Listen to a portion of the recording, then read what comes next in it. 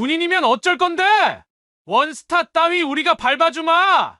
막걸리 세례와 음식 투척, 그리고 주민들의 배신까지 모두가 절망하던 순간 707 특임대 출신 여군 준장은 정의와 용기를 다시 세우며 조폭과 맞섭니다. 재개발 갈등과 인간의 탐욕 속에서 터져나온 통쾌한 응징, 지금 시작됩니다. 서울 변두리 낡은 주택가 청솔마을에는 아직도 30년 전 그 모습 그대로 남아있는 골목들이 구불구불 이어져 있습니다. 좁은 길 양쪽으로 늘어선 단독주택들은 세월의 흔적을 고스란히 간직하고 있었죠. 대문 앞에는 화분들이 옹기종기 모여 있고 빨래줄에는 이불과 옷가지들이 바람에 나부끼며 정겨운 풍경을 만들어내고 있었습니다. 하지만 요즘 들어 이 평화로운 마을에 미묘한 긴장감이 흐르고 있었습니다. 재개발 이야기가 본격적으로 나돌기 시작하면서 주민들 사이에도 복잡한 감정들이 얽혀 있었거든요. 어떤 이들은 낡은 집을 팔고 새로운 곳에서 살고 싶어 했고, 또 어떤 이들은 평생 살아온 터전을 떠나기 싫어했습니다. 어머, 윤 준장님 오셨네요. 토요일 오후 2시경 마을 입구에 검은색 승용차가 조용히 멈춰 서자 골목 어귀에서 빨래를 걷고 있던 김순자 아주머니가 반갑게 손을 흔들었습니다. 차에서 내린 사람은 바로 윤정이었습니다. 57세의 그녀는 현재 육군 준장으로 현역에서 복무 중이었지만 주말이면 어김없이 이곳 고향 마을을 찾아왔습니다. 안녕하세요, 김 아주머니. 오늘도 건강하게 지내고 계시는군요. 윤정이는 단정한 베이지색 블라우스에 검은색 슬랙스를 입은 차림이었지만 어딘지 모르게 군인다운 자세와 걸음걸이가 자연스럽게 몸에 배어 있었습니다. 허리를 곧게 펴고 걷는 모습, 정확하고 간결한 말투, 그리고 주변을 살피는 예리한 눈빛에서 오랜 군 생활의 흔적을 느낄 수 있었죠. 하지만 동네 주민들과 이야기할 때만큼은 따뜻하고 부드러운 미소를 잃지 않았습니다. 준장님, 요즘 우리 동네가 정말 복잡해졌어요.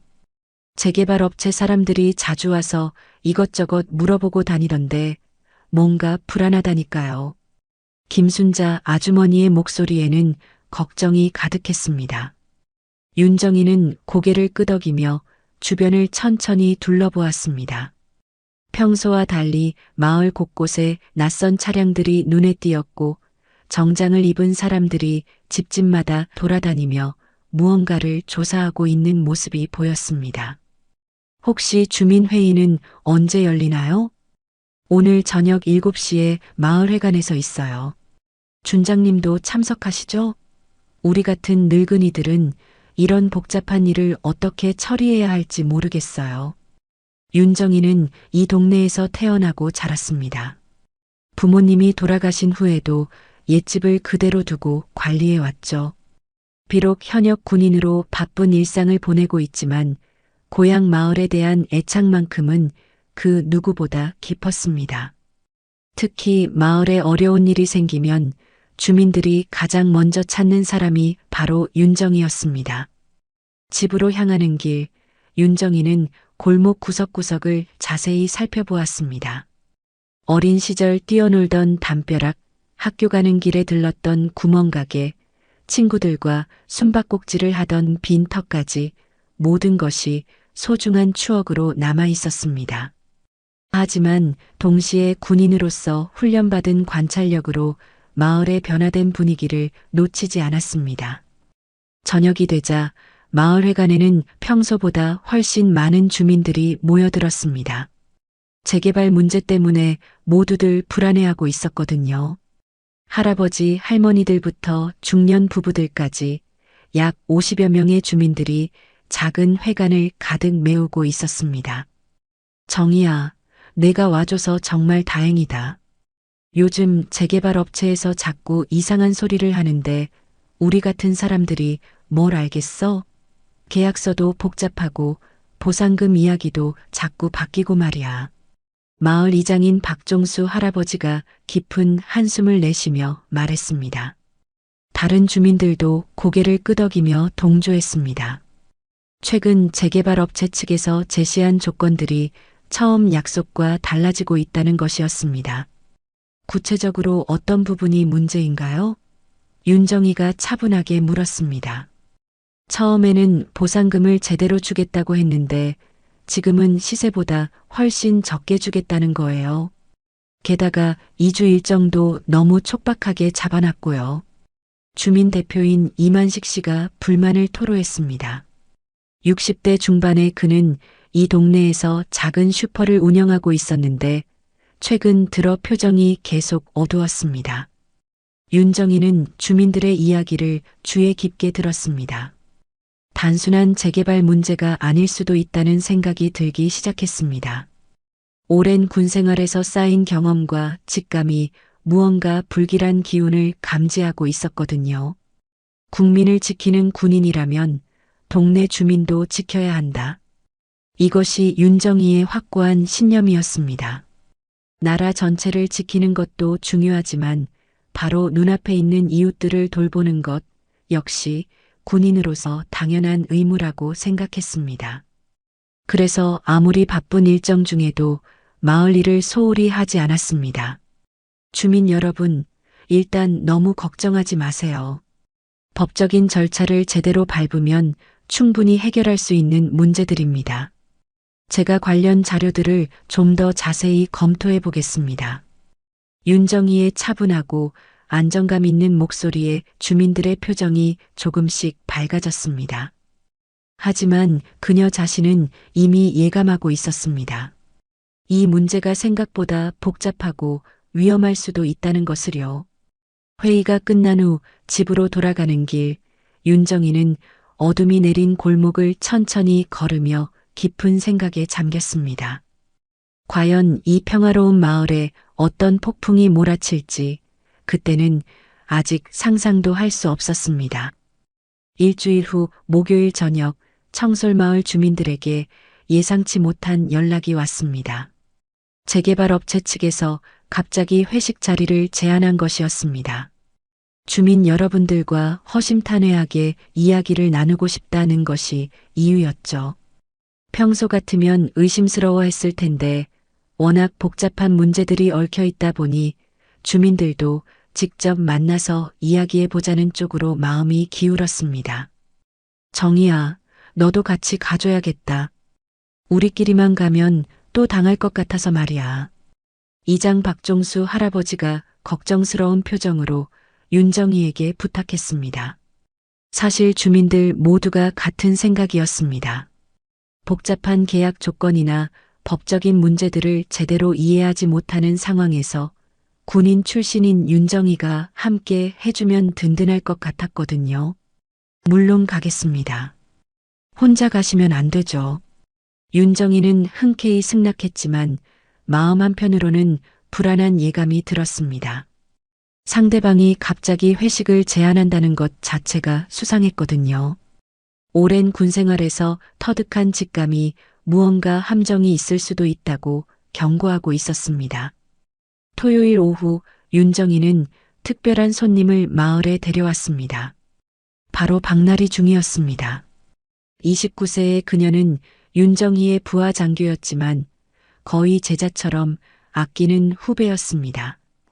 키 165cm의 날씬한 체구, 맑은 눈동자가 인상적인 박나리는 평상복을 입고 있어도 군인다운 단정함이 느껴졌습니다.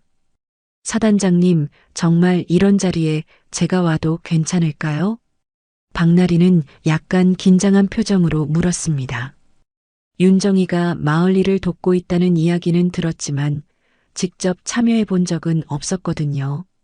괜찮다. 나 혼자 가기엔 뭔가 찜찜한 느낌이 들어서 말이야.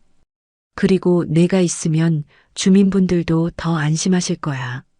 사실 윤정이에게는 다른 이유도 있었습니다. 만약 상황이 좋지 않게 흘러간다면 혼자보다는 믿을 만한 동료가 있는 것이 낫겠다는 판단이었습니다. 물론 박나리에게는 그런 속내를 드러내지 않았지만요. 저녁 7시 마을 입구의 황소식당에 주민 대표 15명이 모였습니다. 오래된 삼겹살집이었지만 마을 사람들이 자주 이용하는 단골집이었죠. 식당 안은 이미 고기 굽는 냄새와 막걸리 향으로 가득했습니다. 재개발 업체 측에서는 5명이 왔습니다. 정장을 차려입은 중년 남성들이었는데 겉보기에는 평범한 회사원들 같았습니다. 하지만 윤정희의 예리한 눈에는 뭔가 다른 점들이 포착되었습니다. 손목의 문신, 거친 말투, 그리고 주민들을 바라보는 오만한 시선이 일반적인 사업가들과는 달랐거든요. 어르신들, 오늘 이렇게 시간 내주셔서 고맙습니다. 우리도 주민분들과 좋은 관계를 유지하면서 일을 진행하고 싶거든요. 업체 측 대표라고 소개한 최강철이라는 55세 남성이 겉으로는 공손하게 인사했습니다. 하지만 그의 눈빛은 전혀 친근하지 않았습니다. 오히려 주민들을 평가하듯 훑어보는 시선이 불편했죠. 처음 1시간 정도는 평범한 회식 분위기였습니다. 삼겹살을 구워 먹으며 동네 이야기, 재개발 일정 등에 대해 대화가 오갔습니다. 주민들도 처음보다는 긴장이 풀린 듯 보였습니다. 그런데 준장님이라고 하셨죠? 정말 대단하시네요. 여자분이 그런 높은 자리까지 올라가시다니. 최강철이 윤정희를 바라보며 말했는데 그 말투에는 존경보다는 비꼬는 듯한 뉘앙스가 섞여 있었습니다. 윤정희는 조용히 고개만 끄덕였습니다. 박중희 님도 정말 젊고 예쁘시네요. 군대에서는 이런 예쁜 여자들이 뭐라는 거예요? 옆에 앉은 구동만이라는 남자가 박나리를 노골적으로 훑어보며 불쾌한 농담을 던졌습니다. 박나리의 얼굴이 순간 붉어졌지만 참고 있었습니다. 주민분들, 사실 오늘 모신 이유가 따로 있습니다. 술이 몇 잔 돌아간 후 최강철의 목소리 톤이 갑자기 차갑게 변했습니다. 식당 안의 분위기도 순식간에 얼어붙었습니다. 재개발 보상금 문제 말인데 처음 제시한 금액에서 좀 조정이 필요할 것 같습니다. 시장 상황이 안 좋아져서 말이죠. 그게 무슨 말씀이세요? 이미 계약서에 명시된 내용인데. 이만식 주민 대표가 당황하며 항의했습니다. 다른 주민들도 술렁거리기 시작했습니다. 계약서라는 게 절대적인 건 아니죠. 상황에 따라 얼마든지 바뀔 수 있는 거 아닙니까? 최강철의 말투가 점점 협박조로 변해갔습니다. 그 순간 식당 문이 벌컥 열리며 정체불명의 남자들이 우르르 들어왔습니다. 총 7명 정도 되는 건장한 남성들이었는데 모두 검은색 정장을 입고 있었습니다. 회식 중이었구나. 우리도 끼워주면 안 되나? 새로 들어온 남자들의 말투와 행동에서는 일반인과는 다른 위압감이 느껴졌습니다. 주민들은 순간 얼어붙었고 박나리는 본능적으로 긴장했습니다. 보상금이고 뭐고 사실 우리는 돈보다 더 중요한 게 있어요. 최강철이 서서히 본색을 드러내기 시작했습니다. 이 동네를 깨끗하게 비워야 진짜 큰 돈을 벌 수 있거든요. 주민들 보상 같은 건 오히려 방해만 될 뿐이에요.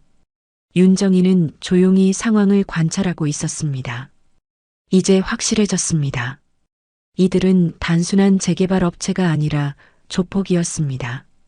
그리고 오늘 이 자리는 주민들을 회유하기 위한 것이 아니라 협박하기 위한 자리였던 것이죠. 과연 이 위험한 상황에서 주민들을 어떻게 지켜낼 수 있을까요? 식당 안의 공기가 순식간에 얼어붙었습니다. 새로 들어온 7명의 남자들은 주민들 주변으로 자연스럽게 둘러섰고 이제 황소식당은 완전히 포위된 상황이 되었습니다. 주민들의 얼굴에는 공포가 역력했고 몇몇 할머니들은 이미 손을 떨고 있었습니다. 자, 그럼 이제 진짜 이야기를 해볼까요? 최강철이 비웃음을 띠며 일어섰습니다. 그의 정장 안쪽으로 문신이 보였고 목소리에는 더 이상 가식적인 공손함이 없었습니다. 완전히 본색을 드러낸 조폭의 모습이었죠. 할아버지 할머니들, 요즘 세상이 무서운 거 모르세요? 재개발 현장에서는 사고도 많이 일어나고 공사 중에 다치는 사람들도 있고 말이에요. 구동만이 테이블을 탁 치며 협박했습니다. 그 소리에 김순자 할머니가 깜짝 놀라 컵을 떨어뜨렸고 막걸리가 바닥에 흩어졌습니다. 우리 말 잘 들으면 다치는 사람 없이 깨끗하게 정리할 수 있어요. 하지만 괜히 말썽 부리면 최강철의 시선이 윤정희에게 향했습니다. 특히 군인 출신 아줌마 같은 사람이 나서서 이것저것 간섭하면 일이 복잡해질 수 있거든요. 윤정희는 여전히 차분한 표정으로 앉아 있었지만 내심으로는 상황을 빠르게 분석하고 있었습니다. 출입구 하나 상대방 총 12명, 민간인 15명. 좁은 공간에서 주민들을 보호하며 대응하기에는 매우 불리한 조건이었습니다. 아저씨들 진정하시고 차근차근 이야기해 봅시다. 감정적으로 나갈 이유가. 박나리가 용기를 내어 일어서며 말했지만 조폭들은 폭소를 터뜨렸습니다. 어머, 이 예쁜 군인 아가씨가 나서네. 군복 벗으면 그냥 어린애 아냐? 최강철의 부하 중 하나가 박나리 앞으로 다가갔습니다. 아가씨, 군대에서 뭘 배웠는지는 몰라도 여기서는 소용없어. 우리가 누구인지 알아? 주민분들을 협박하시면 안 됩니다. 이건 명백한 불법행위예요. 박나리가 당당하게 맞섰지만 목소리에는 어쩔 수 없는 긴장감이 묻어 있었습니다. 그녀는 아직 29세의 젊은 장교였고 이런 실전 상황을 겪어본 경험이 많지 않았거든요. 불법행위라고? 하하, 웃기네. 구동만이 냉소를 지으며 막걸리 한 병을 집어들었습니다. 아가씨가 법을 잘 안다면 이것도 불법인지 한번 봐봐. 그리고는 박나리의 머리 위로 막걸리를 그대로 부어버렸습니다. 하얀 막걸리가 그녀의 머리카락과 얼굴, 그리고 깔끔한 블라우스를 적셨습니다. 차가운 술이 얼굴을 타고 흘러내리자 박나리의 눈에 수치심과 분노의 눈물이 맺혔습니다. 어때? 시원하지? 이게 현실이야, 군인 아가씨. 조폭들이 박수를 치며 웃어댔습니다. 주민들은 분노했지만 아무도 나서지 못했습니다. 상대가 너무 많았고 무엇보다 폭력배들이라는 것이 명백했거든요. 나리야. 윤정희의 주먹이 천천히 쥐어졌습니다. 자신의 소중한 부하, 거의 딸같이 여기는 후배가 모욕당하는 모습을 지켜보는 것은 참을 수 없었습니다. 하지만 아직 때가 아니었습니다. 주민들의 안전이 우선이었으니까요. 이제 진짜 준장님 차례네. 최강철이 윤정희 앞에 빈 막걸리 잔을 던지며 말했습니다. 유리잔이 바닥에서 깨지는 소리가 식당 안에 쩡쩡 울렸습니다. 아줌마, 준장이라며? 하지만 여기선 그냥 늙은 할망구일 뿐이야. 우리 술이나 따라. 최강철의 말에 다른 조폭들도 박수를 치며 조롱했습니다. 주민들은 윤정희를 걱정스럽게 바라봤지만 어떻게 도와야 할지 몰라 안절부절 못했습니다. 그 별들도 여기선 아무 소용없어. 진짜 권력이 뭔지 보여줘야겠네. 구동만이 테이블 위에 김치를 집어 윤정희 앞으로 던졌습니다. 빨간 고춧가루가 묻은 김치가 그녀의 옷에 떨어지며 얼룩을 만들었습니다. 이게 내 계급장보다 더 값어치 있어. 김치 국물이나 먹고 살아, 할망구야. 조폭들의 조롱과 폭언이 계속되었지만 윤정희는 여전히 조용히 앉아 있었습니다. 하지만 그녀의 눈빛이 서서히 변하고 있었습니다. 평소에 따뜻하고 온화한 시선에서 점점 차갑고 날카로운 눈빛으로 변해가고 있었죠. 준장님, 제발 참으세요. 이장 할아버지가 떨리는 목소리로 속삭였습니다. 괜히 덤벼들었다가 우리 모두 큰일 날까봐. 하지만 최강철은 아직 끝나지 않았습니다. 아, 맞다. 이런 것도 준비했지. 그가 손짓하자 부하들이 테이블을 발로 차기 시작했습니다. 제육볶음과 된장찌개가 바닥에 쏟아졌고 밥그릇들이 깨지며 사방으로 흩어졌습니다. 이게 내 놈들 현실이야. 우리 앞에서는 이렇게 바닥에 엎드려야 하는 거라고. 음식들이 윤정이와 박나리 그리고 주민들 앞에 던져지면서 식당 안은 순식간에 엉망이 되었습니다. 고춧가루와 양념 국물이 사방으로 튀었고 할머니들은 울음을 터뜨리기 시작했습니다. 윤정이의 군복에 묻어있던 별 계급장에도 김치 국물이 떨어졌습니다. 그 순간 그녀의 내면 깊숙한 곳에서 무언가가 꿈틀거리기 시작했습니다. 707 특임대에서 단련된 전투 본능, 오랜 세월 동안 숨겨왔던 진짜 모습이 서서히 깨어나고 있었습니다. 조폭들의 만행은 여기서 끝나지 않았습니다. 최강철이 손짓하자 부하들이 일제히 일어섰고 식당 안의 분위기는 완전히 지옥으로 변했습니다. 주민들은 공포에 떨며 구석으로 몰려들었고 몇몇 할머니들은 이미 눈물로 범벅이 되어 있었습니다. 아직 끝난 게 아니야, 할망구들아. 구동만이 테이블을 발로 차면서 남은 음식들을 모두 바닥에 쏟아버렸습니다. 뜨거운 된장찌개가 사방으로 튀면서 몇몇 주민들이 화상을 입을 뻔했습니다. 이장 할아버지는 깜짝 놀라 뒤로 넘어지며 허리를 다쳤고 김순자 할머니는 겁에 질려 가슴을 쥐고 있었습니다. 이게 현실이야. 너희 같은 늙은이들은 우리 말만 들으면 되는 거라고. 최강철의 부하 중 하나가 박나리의 어깨를 거칠게 밀쳤습니다. 아직 막걸리로 흠뻑 젖은 채로 있던 그녀는 비틀거리며 벽에 등을 부딪혔습니다. 무릎에 힘이 빠져 주저앉을 뻔했지만 간신히 버텼습니다. 어때, 군인 아가씨? 이제 현실이 보이지? 너네가 배운 그딴 거 여기서는 아무 소용없어. 조폭들이 다시 폭소를 터뜨렸습니다. 박나리는 수치심과 분노로 온몸이 떨렸지만 주민들 앞에서 무너질 수는 없었습니다. 그녀는 이를 악물고 다시 일어섰습니다. 주민분들에게 사과하세요. 이건 너무 지나친. 아직도 정신 못 차렸네? 구동만이 박나리의 말을 끊으며 이번에는 밥그릇을 그녀의 발 앞에 던졌습니다. 그릇이 깨지면서 파편이 사방으로 튀었고 그중 하나가 박나리의 손등을 스쳐 지나갔습니다. 가는 상처에서 피가 났지만 그녀는 꿈쩍하지 않았습니다. 이제 진짜 준장님께 제대로 인사를 드려야겠네. 최강철이 윤정이 앞으로 다가왔습니다. 그의 눈에는 잔혹한 쾌감이 서려 있었습니다. 아줌마, 정말 준장 맞아? 증명해봐. 여기서 우리를 제압해보든지 말이야. 윤정이는 여전히 조용히 앉아 있었습니다. 하지만 그녀의 두 손이 무릎 위에서 천천히 주먹을 쥐고 있다는 것을 아무도 눈치채지 못했습니다. 그녀의 내면에서는 이미 거대한 폭풍이 일고 있었습니다. 말이 없네. 그럼 우리가 직접 확인해 봐야겠어. 최강철이 손짓하자 조폭 3명이 윤정이를 둘러쌌습니다. 이제 상황은 완전히 통제 불가능한 지경에 이르렀습니다.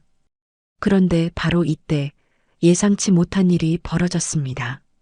주민 대표였던 이만식이 갑자기 일어나 최강철에게 다가간 것입니다. 강철아, 이쯤 해두면 충분하지 않아? 너무 심하게 하면 나중에 문제가 될 수도 있어. 이만식 씨, 뭐 하는 거예요? 이장 할아버지가 깜짝 놀라며 물었습니다.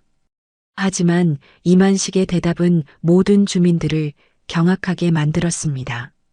할아버지, 죄송합니다. 사실 저는 처음부터 이분들과 함께 일하고 있었어요. 순간 식당 안이 조용해졌습니다. 주민들은 믿을 수 없다는 표정으로 이만식을 바라봤습니다. 30년 넘게 이 동네에서 함께 살아온 이웃이 그들이 믿고 의지하던 주민 대표가 배신자였던 것입니다. 이만식, 너 정말. 박종수 이장의 목소리가 떨렸습니다. 분노와 배신감, 그리고 깊은 상처가 뒤섞인 복잡한 감정이었습니다. 할아버지, 세상이 바뀌었어요. 우리 같은 사람들이 언제까지 가난하게 살아야 해요? 이분들 말 잘 들으면 우리도 돈을 벌 수 있다고요. 이만식은 이미 완전히 조폭편에 서 있었습니다. 그의 얼굴에는 더 이상 이웃에 대한 미안함도 양심의 가책도 보이지 않았습니다. 윤 준장님, 제발 나서지 마세요.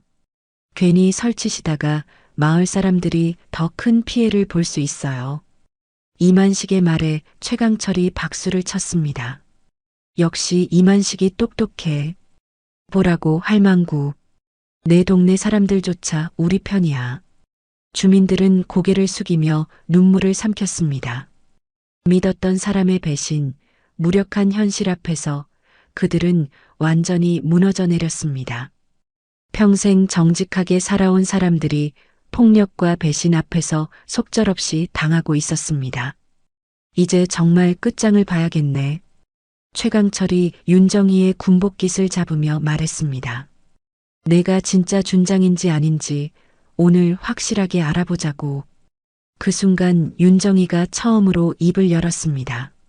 목소리는 여전히 차분했지만 그 안에 담긴 냉기는 식당 안의 온도를 떨어뜨릴 정도였습니다.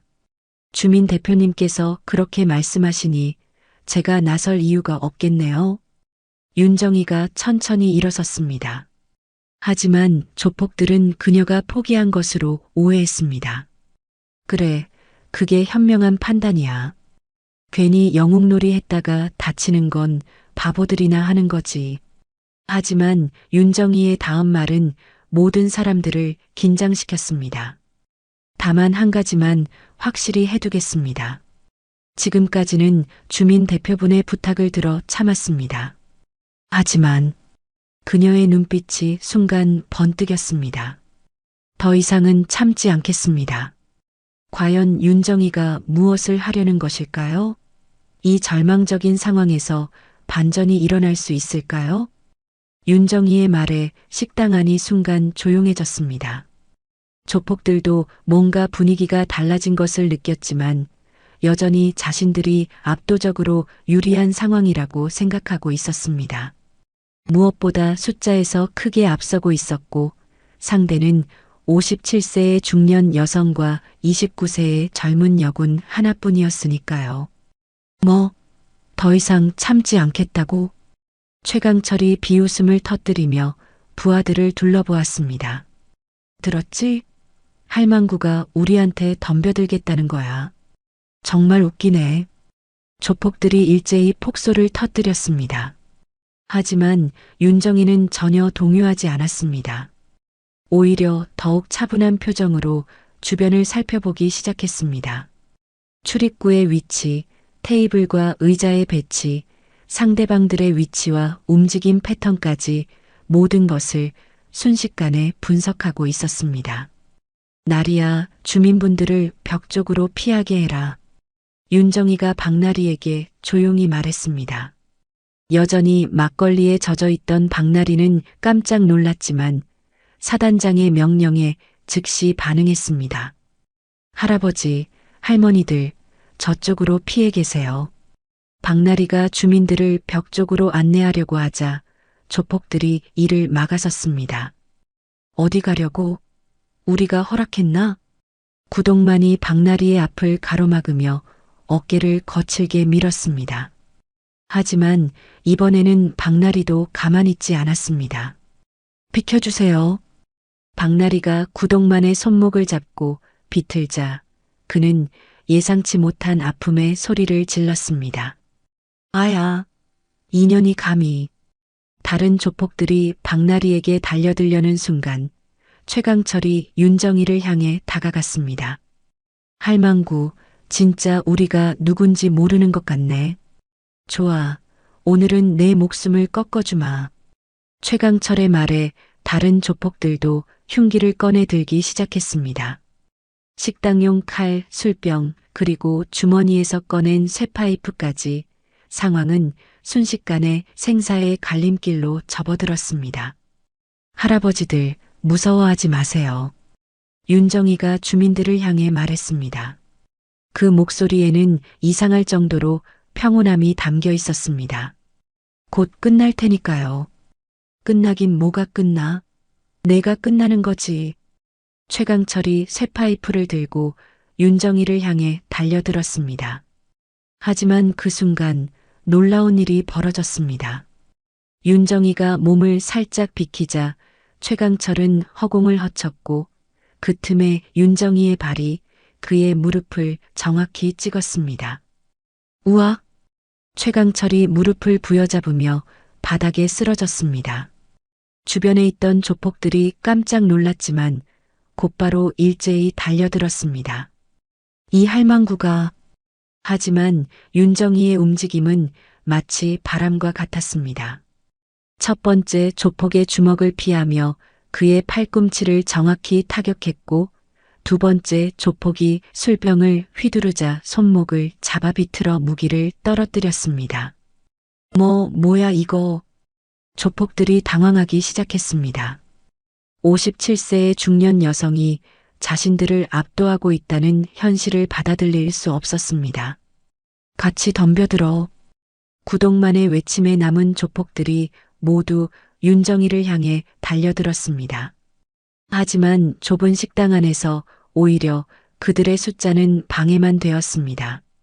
윤정이는 마치 춤을 추듯 그들 사이를 빠져나가며 정확한 타격을 가했습니다. 으악! 이게 뭐야? 조폭들의 비명이 식당 안을 가득 채웠습니다. 윤정이의 손길이 닿는 곳마다 그들은 쓰러져 나갔습니다. 관절을 정확히 노린 타격, 급소를 겨냥한 발차기, 그리고 상대의 힘을 이용한 유도기까지 그녀의 움직임은 예술 같았습니다. 박나리는 믿을 수 없다는 표정으로 이 모든 광경을 지켜보고 있었습니다. 평소 온화하고 따뜻했던 사단장의 모습과는 완전히 다른 모습이었습니다.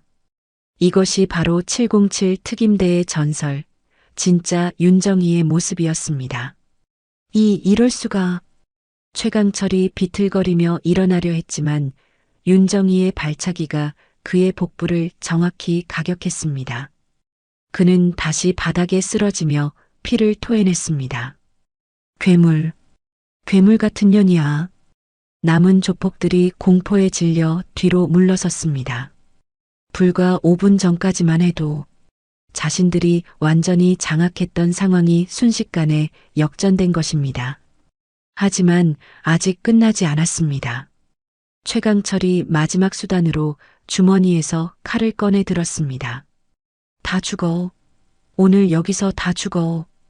그가 무기를 들고 윤정이를 향해 달려드는 순간 윤정이의 눈빛이 한순간 섬뜩하게 차가워졌습니다. 이제 정말로 위험한 순간이 다가온 것입니다. 주민들은 숨을 죽이며 이 믿을 수 없는 상황을 지켜보고 있었습니다. 과연 윤정이가 이 위험한 순간을 어떻게 헤쳐나갈 수 있을까요? 무기를 든 최강철이 윤정이를 향해 달려오는 순간 시간이 멈춘 듯한 정적이 식당을 감쌌습니다. 주민들은 숨소리조차 내지 않았고 박나리는 두 주먹을 꽉 쥔 채 사단장을 바라보고 있었습니다. 이제 진짜 생사가 갈리는 순간이었습니다. 죽어라 할망구. 최강철의 무기가 윤정이의 가슴을 향해 날아들었습니다. 하지만 윤정이는 한 발짝도 뒤로 물러서지 않았습니다. 오히려 한 걸음 앞으로 나아가며 최강철의 손목을 정확히 잡아냈습니다. 그악! 뼈가 부러지는 소리와 함께 최강철의 비명이 식당을 가득 메웠습니다. 무기가 바닥으로 떨어지며 쇳소리를 냈고 그의 오른손은 이상한 각도로 꺾여 있었습니다. 이제 정신이 좀 드나? 윤정이가 차갑게 말했습니다. 그녀의 목소리에는 더 이상 평소의 온화함이 전혀 없었습니다. 오직 냉혹한 군인의 모습만이 남아 있었죠. 하지만 최강철은 아직 포기하지 않았습니다.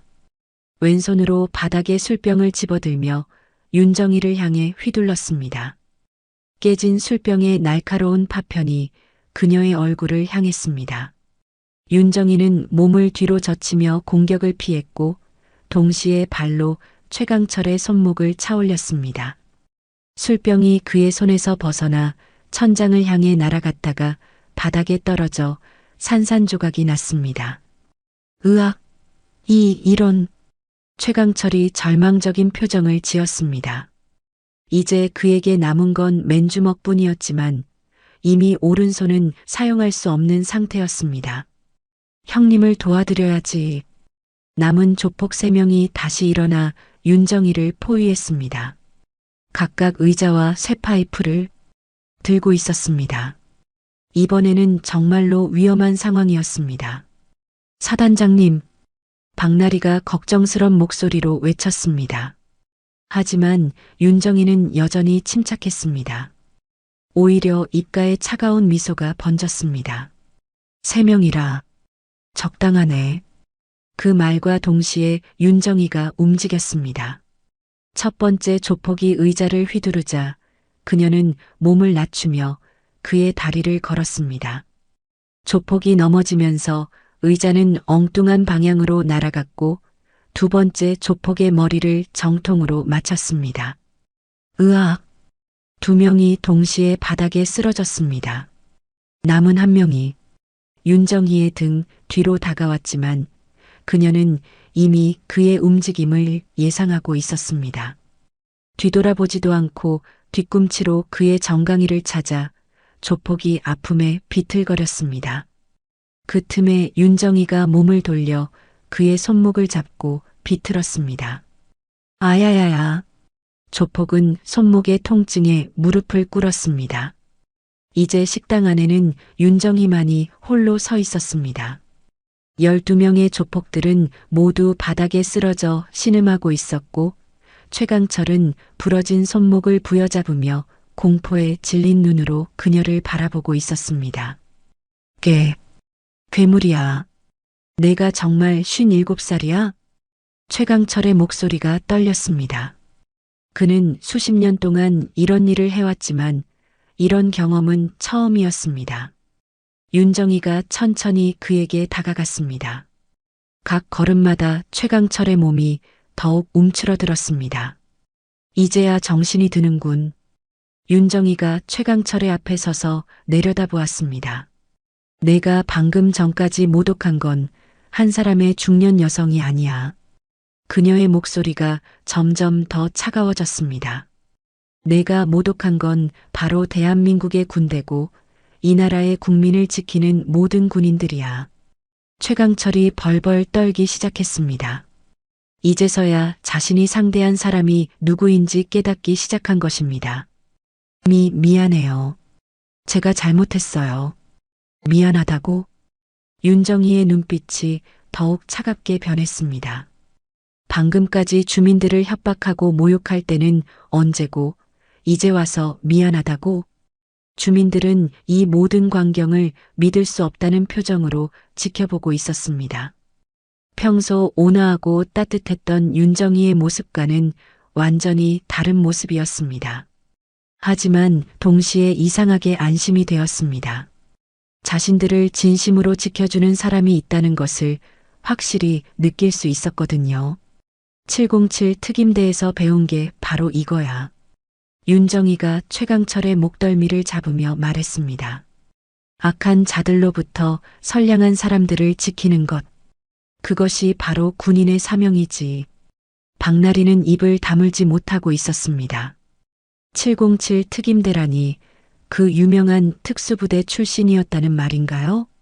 그제서야 사단장의 놀라운 실력을 이해할 수 있었습니다. 이제 선택해라. 윤정이가 최강철을 바라보며 말했습니다. 경찰에 자수할 것인가 아니면 내가 직접 처리할 것인가? 최강철의 얼굴이 새하얗게 질렸습니다.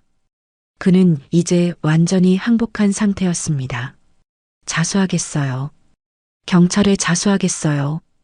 그의 목소리는 완전히 기가 꺾인 상태였습니다. 방금까지의 오만함은 온데간데 없이 사라져버렸습니다. 최강철이 자수하겠다고 말했지만 윤정이는 아직 그를 놓아줄 생각이 없었습니다. 오히려 더욱 차갑게 그를 내려다보며 천천히 입을 열었습니다.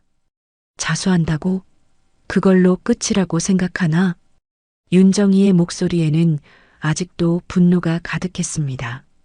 주민들을 협박하고 모욕했던 일, 박나리에게 막걸리를 부었던 일, 그리고 자신의 계급장을 모독했던 모든 일들이 머릿속에서 빠르게 스쳐 지나갔습니다.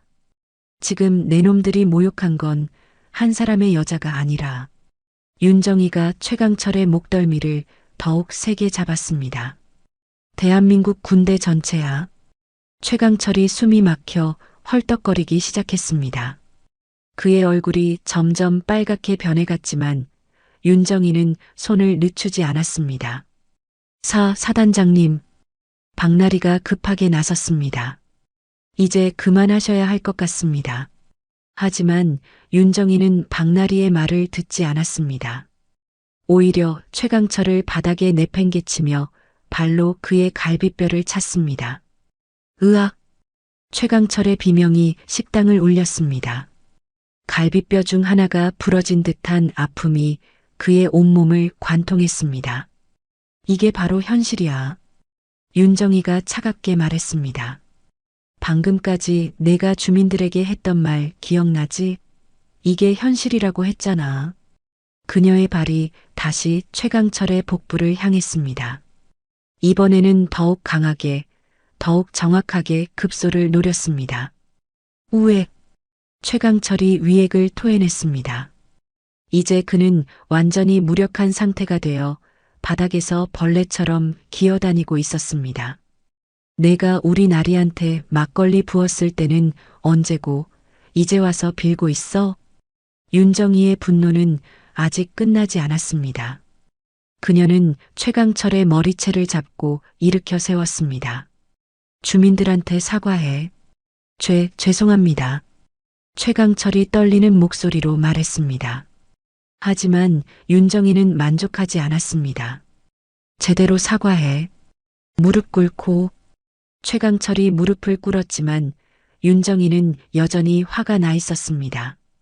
그녀는 구동만을 향해 발걸음을 옮겼습니다. 너는 우리 나리한테 막걸리를 부었지?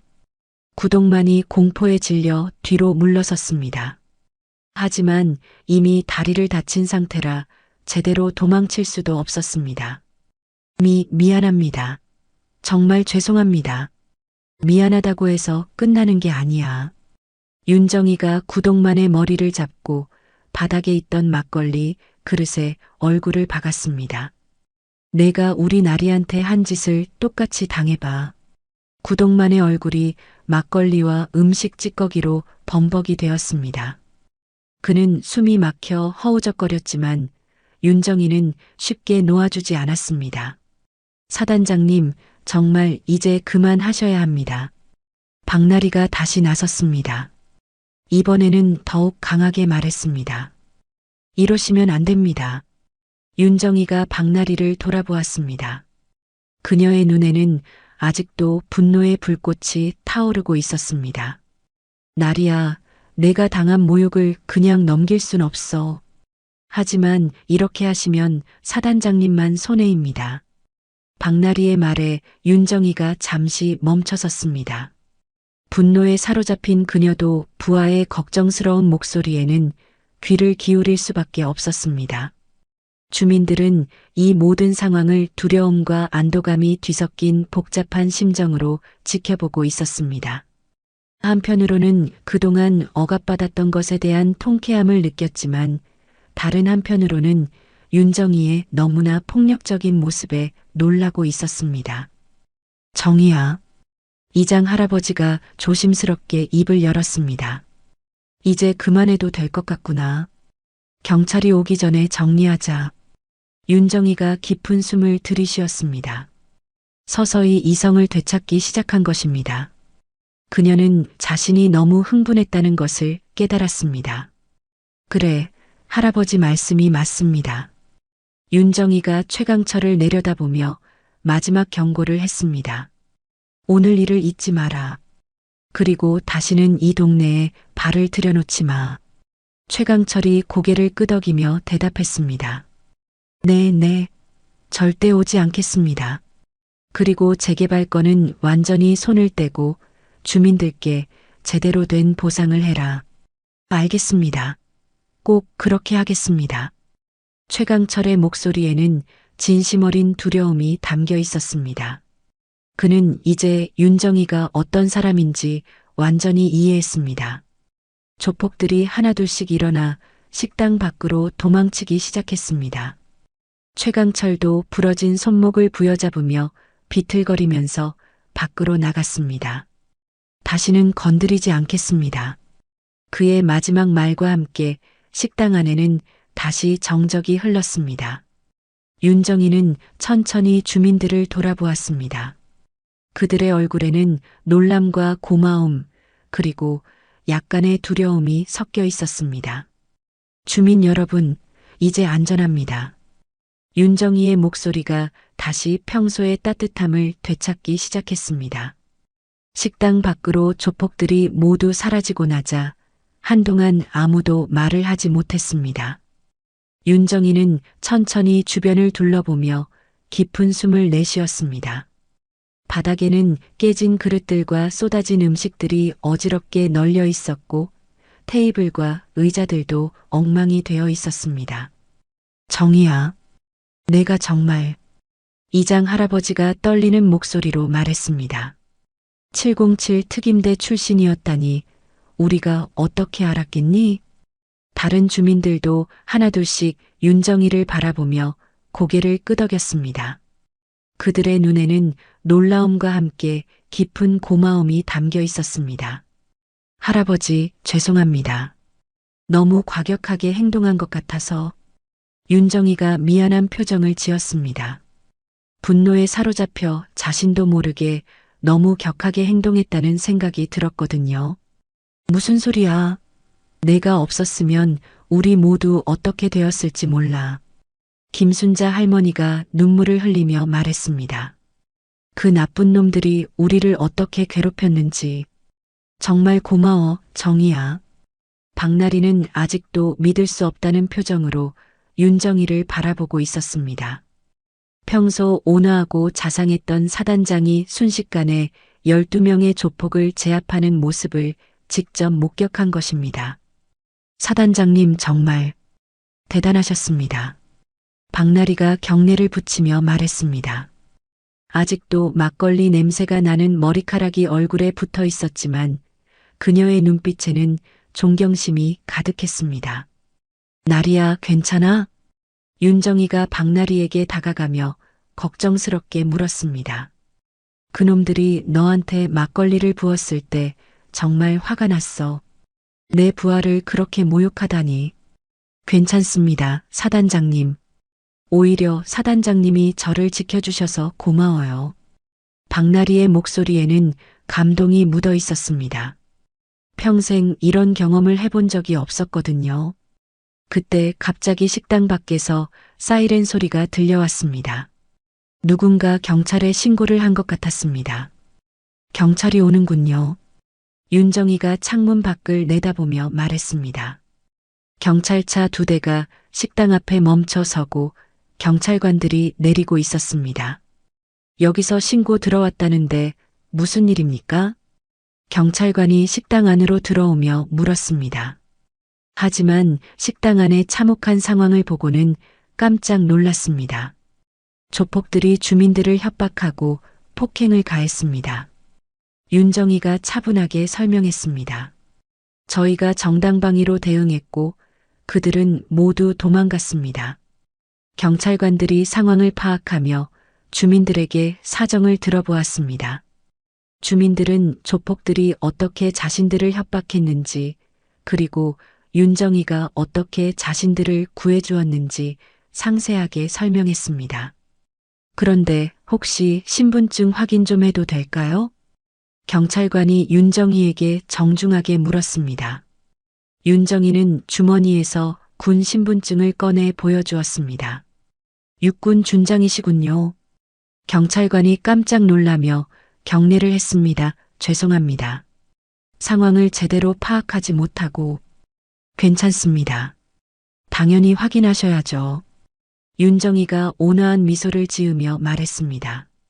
이제 그녀는 다시 평소의 모습으로 돌아가 있었습니다. 경찰 조사가 끝난 후 주민들은 윤정의 주변에 모여들었습니다. 모두들 감사의 마음을 전하고 싶어 했습니다. 정희야, 정말 고마워. 내가 아니었으면 우리 모두 어떻게 되었을지.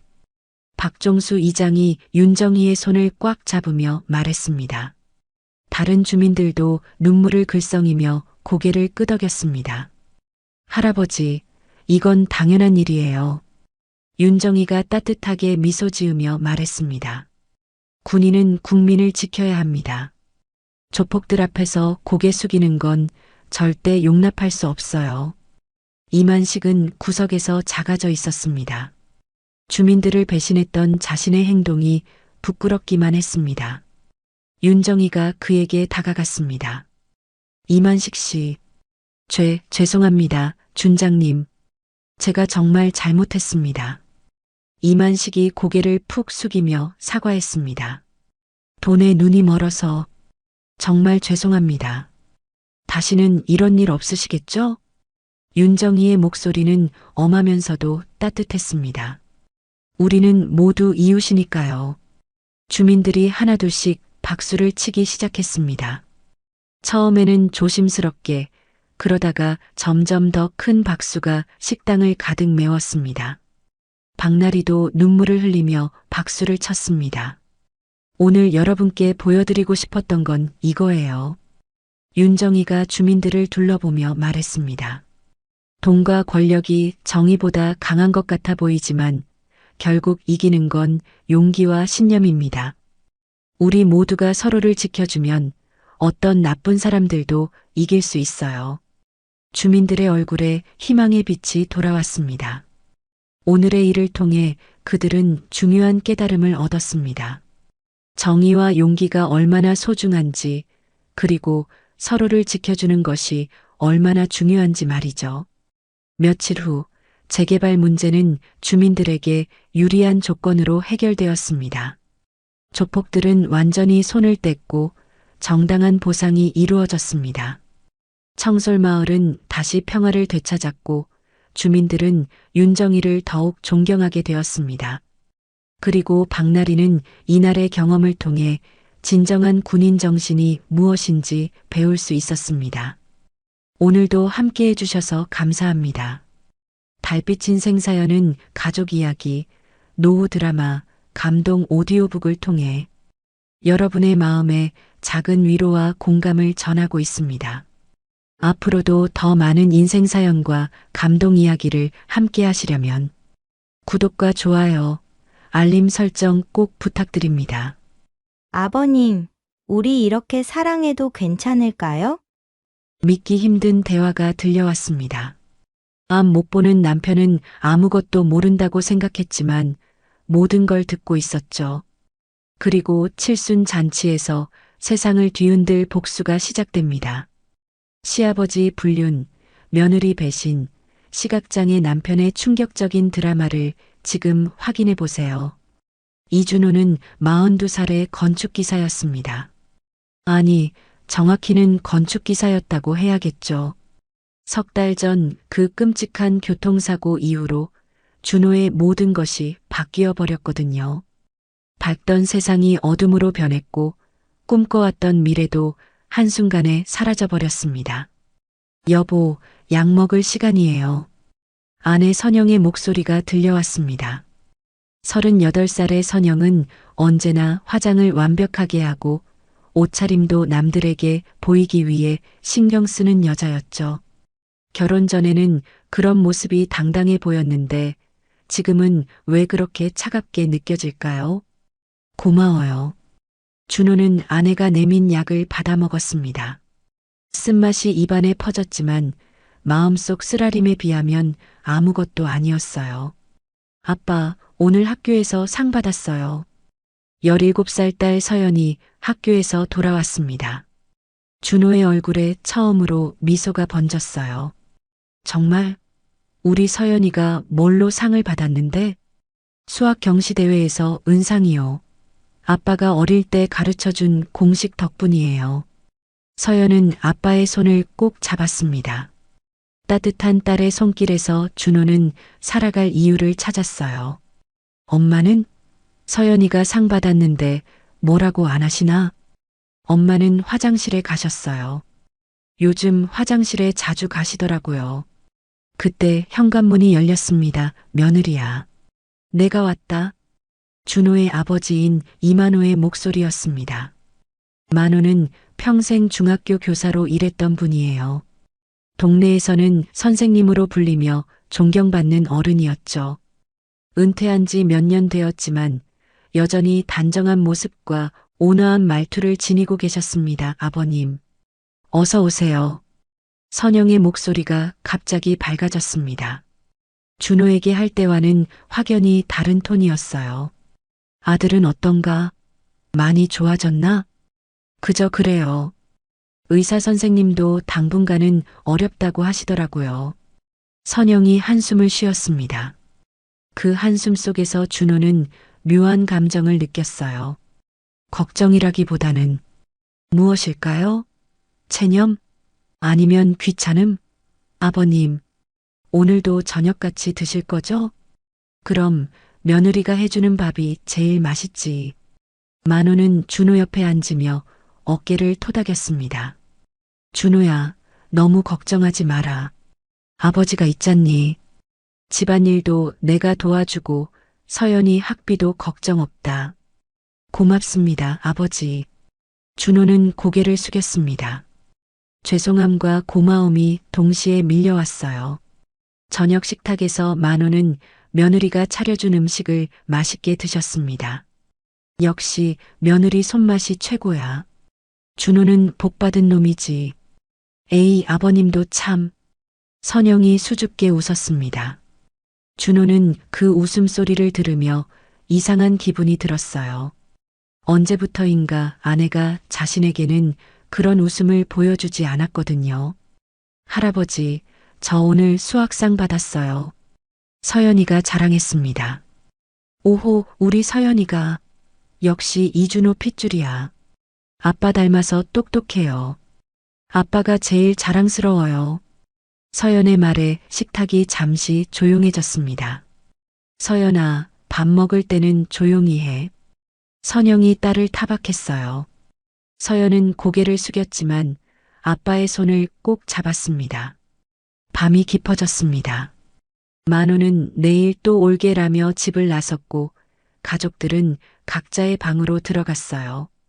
침대에 누운 준호는 천장을 바라보았습니다. 물론 아무것도 보이지 않았지만요.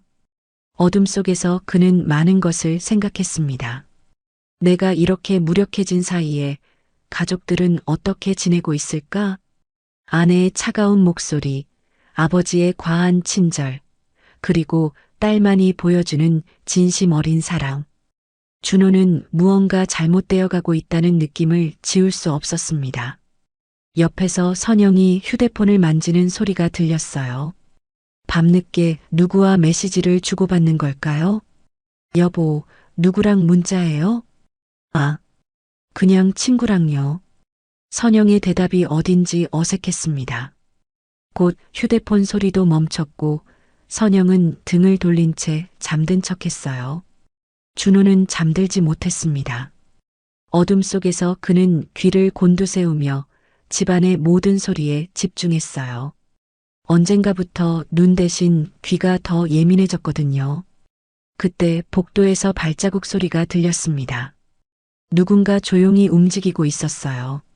시계를 확인할 수도 없었지만 밤이 꽤 깊은 것 같았습니다. 누굴까? 준호는 숨을 죽이며 들었습니다. 발자국은 거실 쪽으로 향했고 잠시 후 작은 속삭임이 들려왔어요.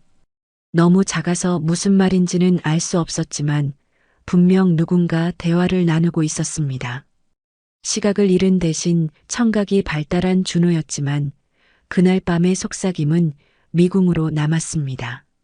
다만 한 가지 확실한 것은 자신이 잠들어 있다고 생각하는 사이에 뭔가 일어나고 있다는 것이었어요. 어둠 속에 갇힌 남자의 이야기, 이제 시작일 뿐입니다. 며칠이 지나자 집안 분위기가 조금씩 이상해지기 시작했습니다.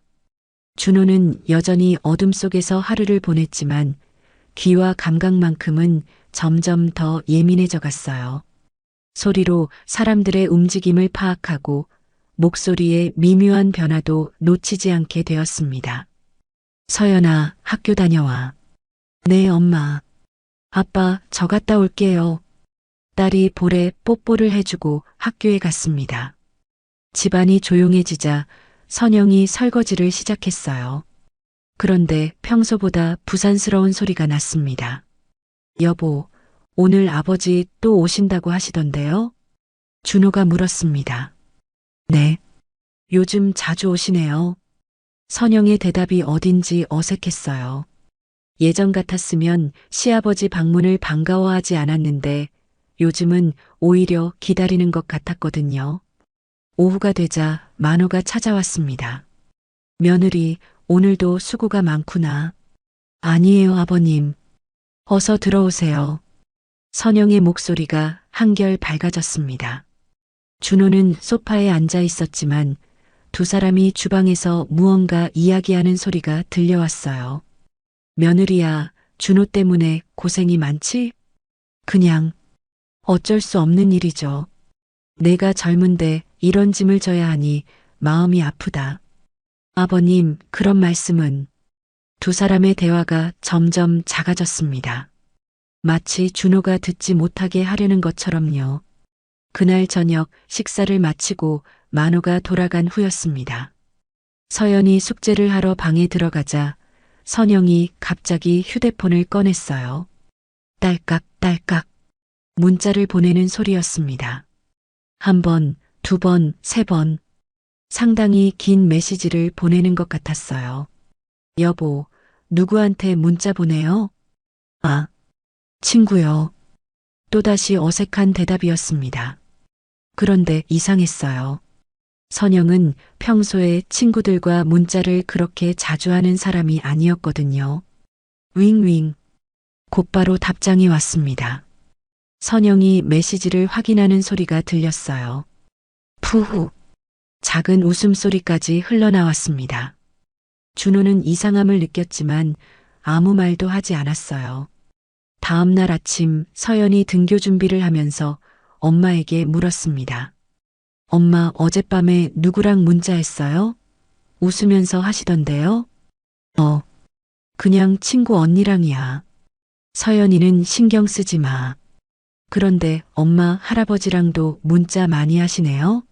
어제 제가 물 마시러 나왔을 때 봤거든요.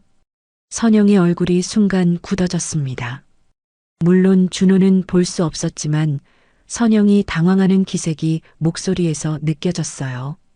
할아버지께서 아빠 걱정을 많이 하셔서 그런 거야. 서연아, 쓸데없는 것에 관심 갖지 말고 공부나 열심히 해. 네. 서연은 고개를 숙였지만 뭔가 이상하다는 표정이었어요. 그날 오후 옆집에서 김말순 할머니가 찾아왔습니다. 70살의 말순 할머니는 동네에서 소문의 밝기로 유명한 분이었어요. 준호야, 잘 지내니? 할머니, 안녕하세요. 들어오세요. 아이고, 우리 준호가 많이 야위었네. 며느리가 잘 챙겨주고 있나? 말순 할머니는 선영을 힐끗 쳐다보며 말했습니다. 할머니, 그런 말씀 마세요. 선영이가 잘해주고 있어요. 준호가 아내를 감쌌지만 말순 할머니는 뭔가 말하고 싶어하는 표정이었어요. 준호야, 내가 어제 시장에 갔다가 이상한 걸 봤는데. 할머니, 무슨 차 드릴까요? 선영이 급하게 끼어들었습니다. 아니야, 괜찮다. 나는 그냥 준호 얼굴만 보고 가려고. 말순 할머니는 준호의 손을 꼭 잡고 말했어요. 준호야, 몸조리 잘하고. 주변에 무슨 일 있으면 언제든지 할머니한테 말해. 네, 고맙습니다. 할머니가 돌아간 후 집안이 묘하게 조용해졌습니다. 저녁 무렵 만호가 또다시 찾아왔어요. 오늘은 좀 늦었구나. 며느리, 저녁 준비됐나? 네, 아버님이 좋아하실 만한 걸로 준비했어요. 두 사람의 대화가 전보다 더 친근해진 것 같았습니다. 마치 오래된 친구 사이처럼요. 식사 중에 만호가 말했습니다. 준호야, 아버지가 집안일 도와드릴 게 또 없나? 요즘 며느리가 혼자 하기엔 힘들 것 같은데. 아니에요, 아버지. 선영이가 잘하고 있어요. 그래도 말이야. 며느리도 젊은 여자인데 이런 고생을 시키면 안 되지. 만호의 말에 선영이 고개를 들었어요. 아버님, 며느리야, 힘들면 언제든 아버지한테 말해. 내가 도와줄게. 두 사람의 대화에서 뭔가 미묘한 기류가 흘렀습니다. 준호는 그것을 느꼈지만 정확히 무엇인지는 알 수 없었어요. 그날 밤 준호는 또다시 작은 소리들에 집중했습니다. 윙윙.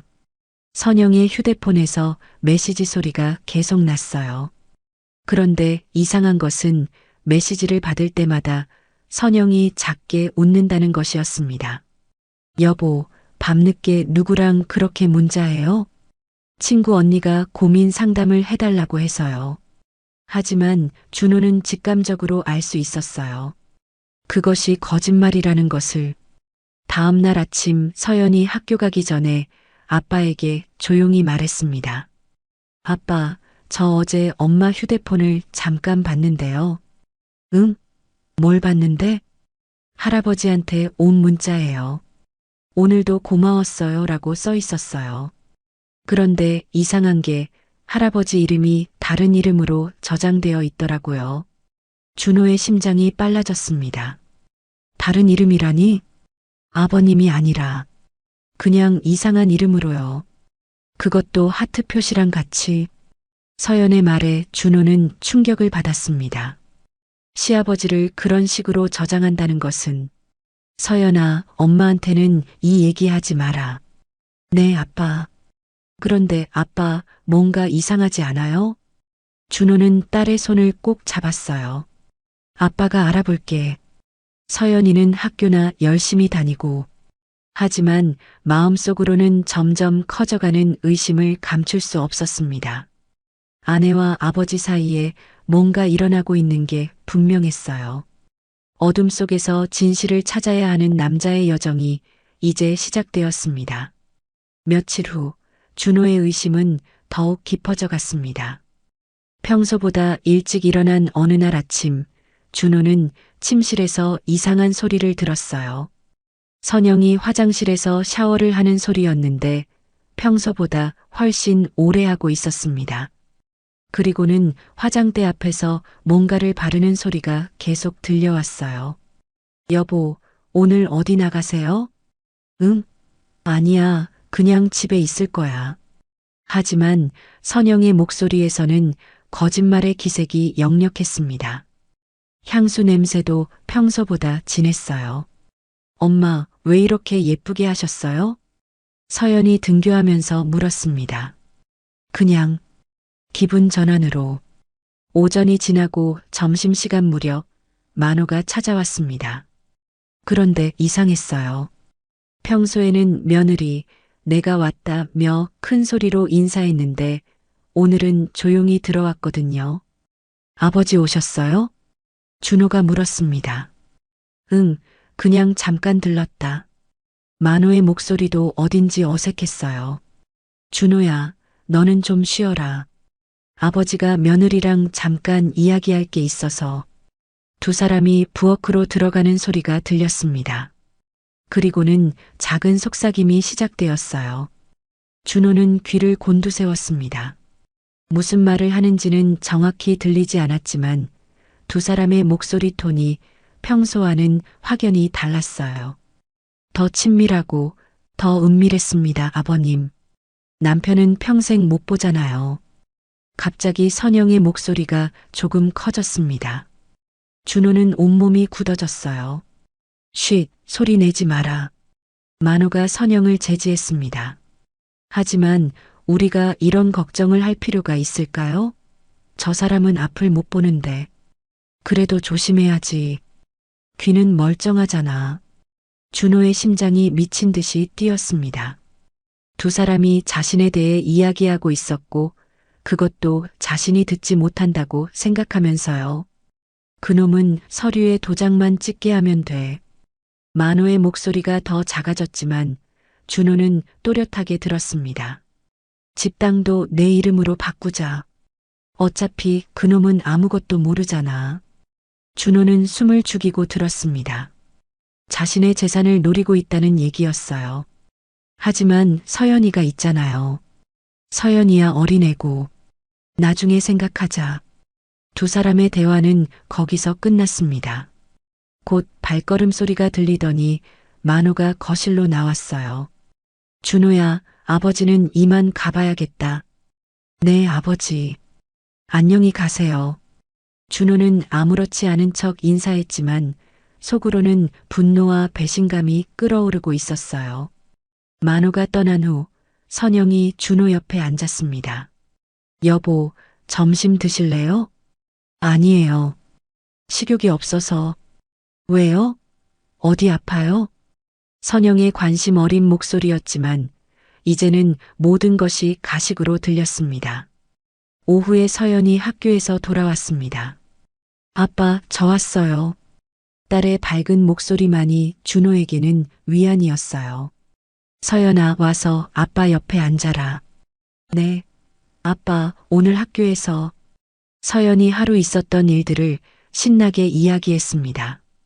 준호는 딸의 이야기를 들으면서 마음을 진정시키려 했어요.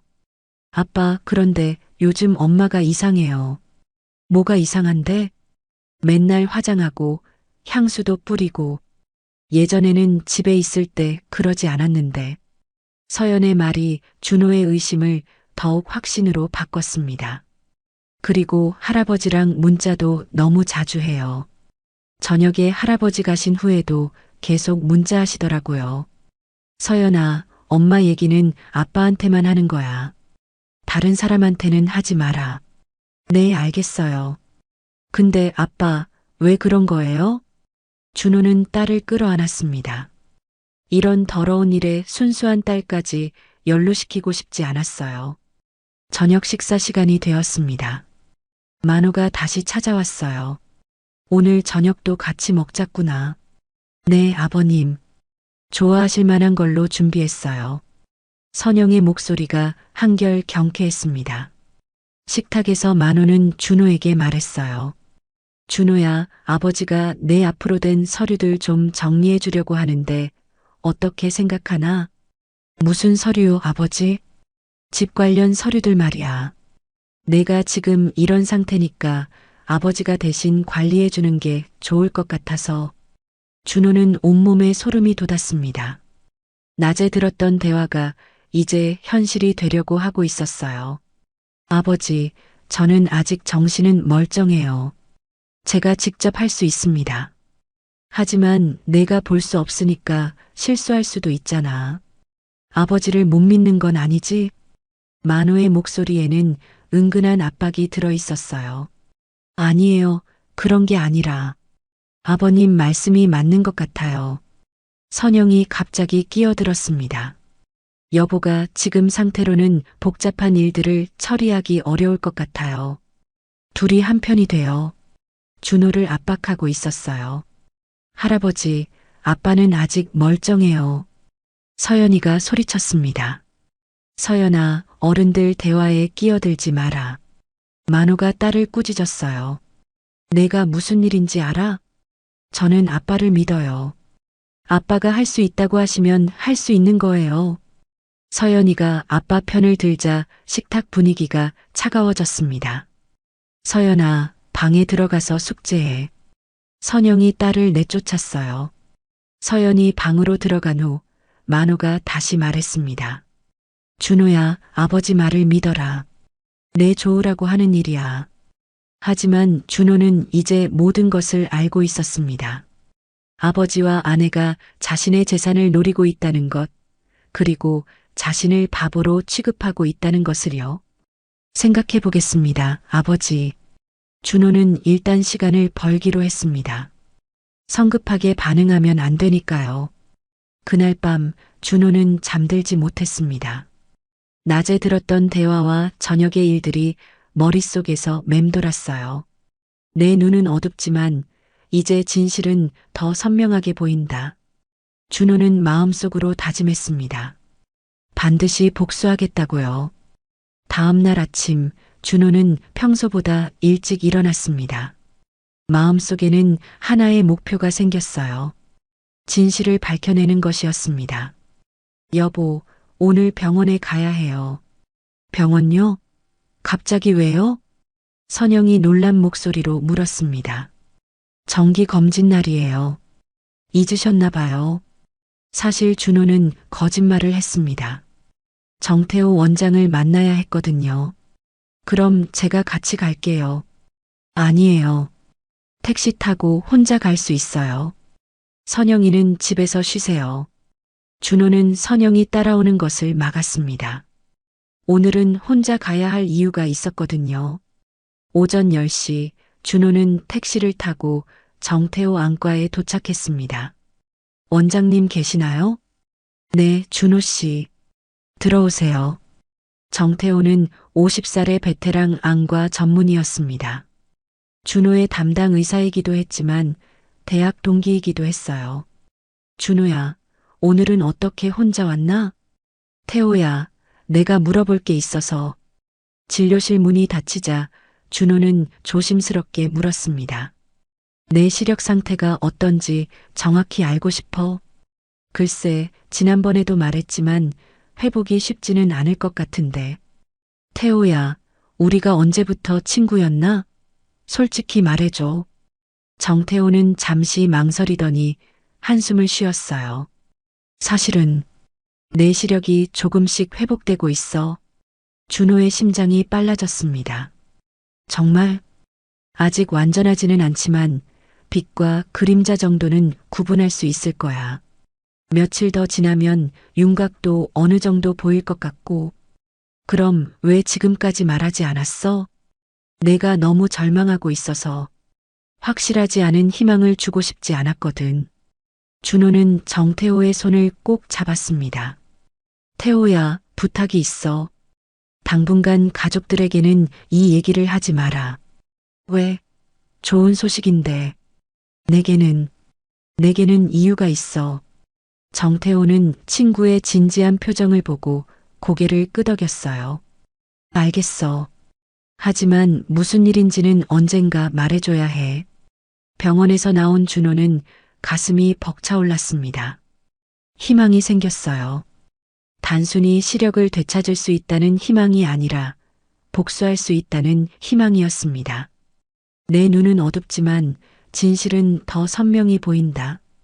그리고 이제 곧 나는 정말로 볼 수 있게 될 거야.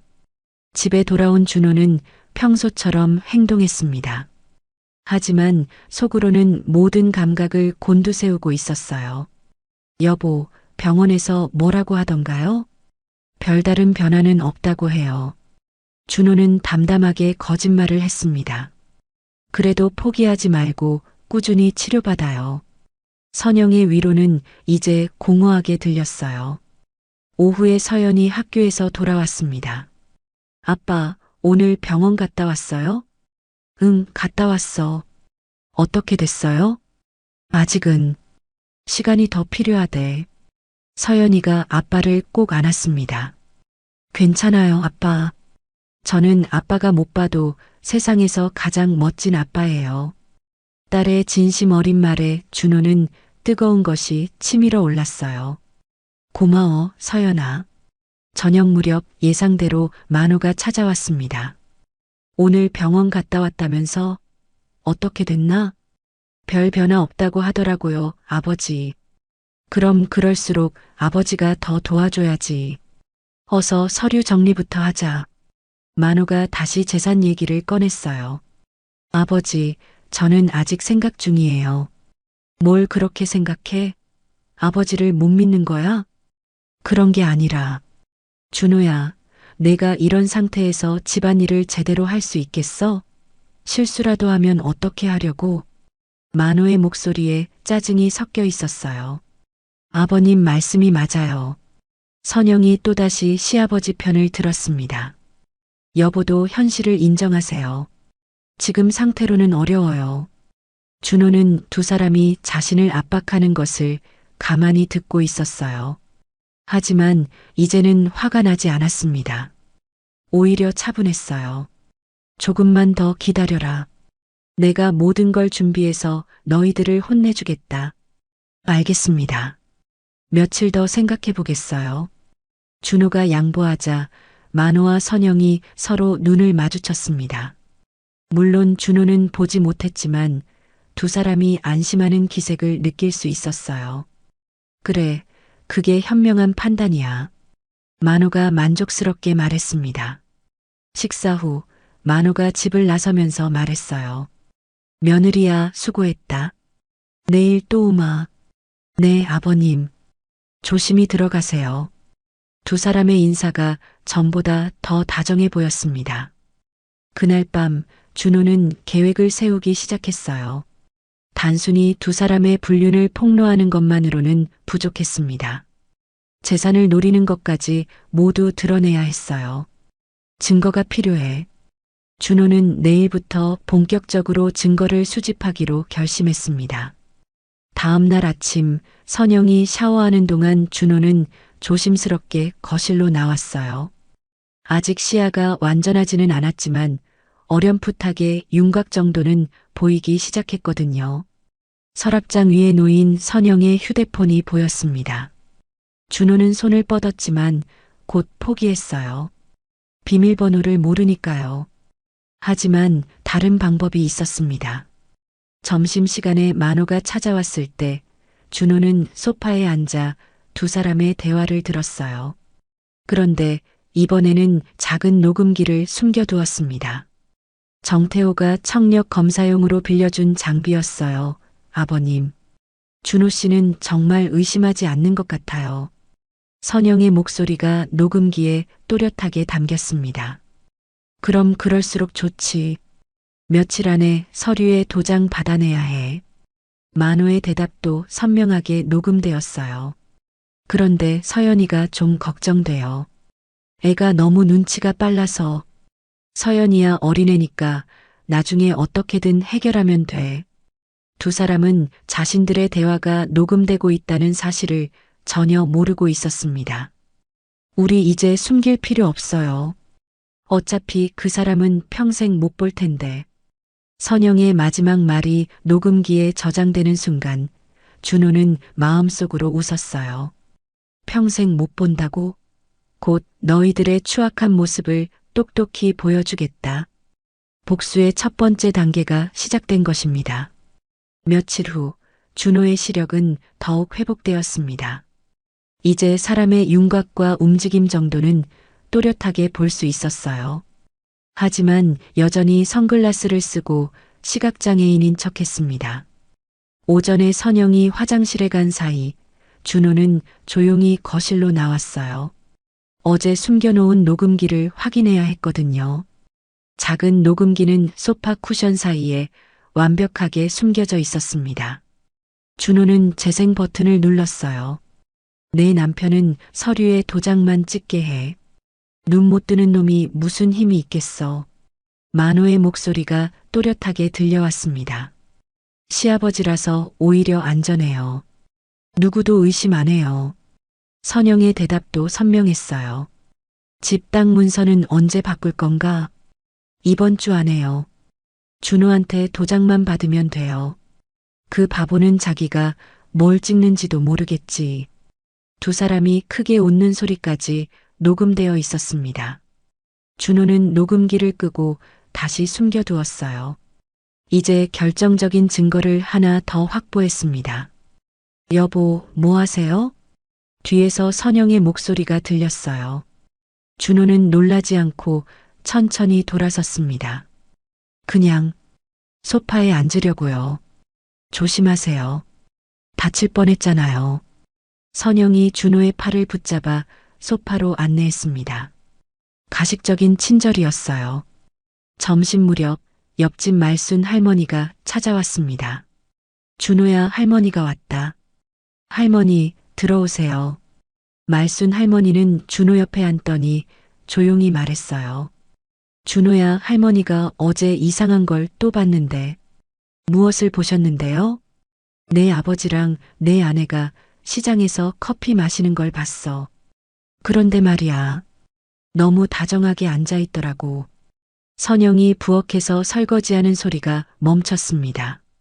할머니, 그냥 아버지가 며느리 걱정해서 그런 거 아닐까요? 아니야, 준호야. 할머니가 보기에는 그런 게 아니었어. 손까지 잡고 있더라고. 말순 할머니의 말에 준호는 가슴이 뛰었어요. 또 다른 목격자가 나타난 것입니다. 할머니, 혹시 다른 사람도 봤나요? 시장 상인들이 다 봤지. 벌써 소문이 돌기 시작했어. 어떤 소문이요? 이준호네 며느리가 시아버지랑 수상하다는 소문 말이야. 부엌에서 그릇 깨지는 소리가 났습니다. 아이고, 괜찮아요? 말순 할머니가 부엌을 향해 소리쳤어요. 네, 괜찮아요. 실수로. 선영의 목소리가 떨리고 있었습니다. 준호야, 할머니 말 잘 들어도. 뭔가 이상해. 말순 할머니가 준호의 손을 꼭 잡고 말했어요. 네, 알겠습니다. 할머니가 돌아간 후 선영이 거실로 나왔습니다. 여보, 할머니 말씀 너무 신경 쓰지 마세요. 동네 할머니들이 원래 말이 많잖아요. 그런가요? 준호는 아무렇지 않은 척했지만 속으로는 모든 퍼즐이 맞춰져 가고 있었어요. 오후에 서연이 학교에서 돌아왔습니다. 아빠, 저 왔어요. 서연아, 와서 아빠 옆에 앉아라. 서연이 아빠 옆에 앉자 준호는 조심스럽게 물었어요. 서연아, 아빠가 물어볼 게 있는데. 엄마가 요즘 어때? 엄마요? 예전과 많이 달라졌어요. 어떻게 다른데? 맨날 예쁘게 하고 할아버지 오시면 너무 좋아해요. 예전에는 할아버지 오시는 거 별로 안 좋아하셨는데. 서연의 말이 준호의 추측을 더욱 확신으로 바꿔주었습니다. 그리고 아빠, 어제 제가 우연히 들었는데. 뭘 들었는데? 엄마랑 할아버지가 통화하는 거요. 내일 또 만나요 라고 하시더라고요. 준호는 딸의 머리를 쓰다듬었어요. 서연아, 이런 얘기는 아빠한테만 하는 거야. 알았지? 네, 아빠.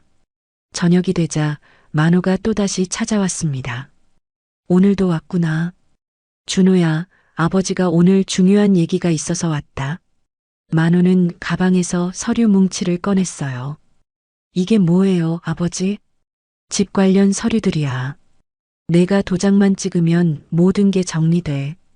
준호는 속으로 냉소를 지었습니다. 드디어 본색을 드러내는군요. 근데 이걸 왜 급하게 해야 하죠? 준호야, 내가 지금 상태가 이런데 언제 정리하려고? 미루면 미룰수록 복잡해져. 아버님 말씀이 맞아요. 선영이 또 끼어들었어요. 여보, 아버님을 믿고 맡겨요. 하지만 준호는 쉽게 넘어가지 않았습니다. 죄송한데 제가 서류 내용을 좀 확인하고 싶어요. 뭘 확인해? 아버지를 못 믿는 거야? 만호의 목소리에 짜증이 섞였어요. 아니에요. 그냥 내용을 알고 싶어서요. 준호가 서류를 만지려 하자 만호가 재빨리 가져갔습니다. 복잡한 법률 용어들이라 내가 이해하기 어려울 거야. 그냥 아버지 말 믿고 도장 찍어라. 할아버지, 아빠가 읽어보고 싶다고 하시잖아요. 서연이가 갑자기 소리쳤어요. 서연아, 어른들 일에 끼어들지 마라. 만호가 딸을 꾸짖었습니다. 저는 아빠를 도와드리는 거예요. 서연아, 방에 들어가 있어. 선영이 딸을 방으로 보냈어요. 서연이 방에 들어간 후 만호가 다시 말했습니다. 준호야, 아버지 말 안 듣겠다는 거야? 아니에요. 그런데 하루만 더 생각해 볼게요. 뭘 그렇게 생각해? 내일 모레면 서류 제출 마감이야. 만호가 거짓말을 하고 있다는 것을 준호는 알 수 있었어요. 그럼 내일 하겠습니다. 준호가 일단 양보했어요. 아직 때가 아니었거든요. 그래, 그게 현명한 판단이야. 만호와 선영이 만족스러워했습니다. 그날 밤 준호는 최종 계획을 세웠어요. 이제 모든 증거가 다 모였습니다. 녹음 파일, 목격자, 그리고 딸의 증언까지. 이제 마지막 무대만 남았다.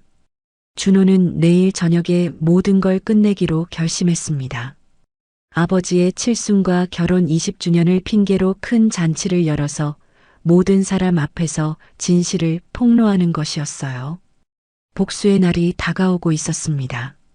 다음 날 아침 준호는 평소보다 일찍 일어났습니다. 오늘은 모든 것을 준비하는 날이었어요. 여보, 오늘 왜 이렇게 일찍 일어나셨어요? 선영이 놀란 듯 물었습니다.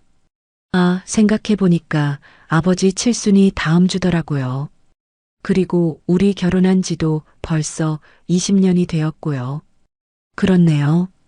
그래서 말인데 이번 기회에 큰 잔치를 한번 해보는 게 어떨까요? 준호의 제안에 선영이 당황했어요. 잔치요? 갑자기 왜 그런 생각을?